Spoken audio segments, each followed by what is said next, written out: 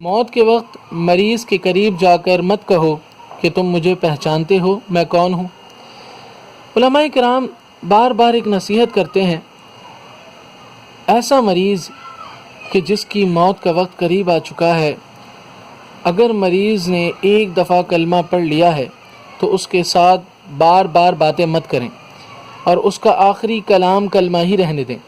ایسا نہ ہو کہ بہن آ کر یا بھائی آ کر اس وقت یہ کہنا شروع کر دے کہ تم مجھے پہچان رہے ہو میں کون ہوں۔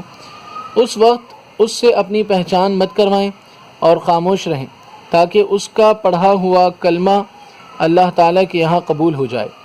یہ چیزیں صاحب دل لوگوں کے پاس بیٹھ کر سمجھ میں آتی ہیں، ورنہ اکثر رشتہ دار آخر میں ظلم کر دیتے ہیں اور اسے اس وقت کلمے سے محروم کر دیتے ہیں۔ اللہ کرے کہ موت کے وقت کوئی صاحب دل پاس ہو جو بندے کو اس وقت کلمہ پڑھنے کی تلقین کر دے۔ آمین یا رب العالمین۔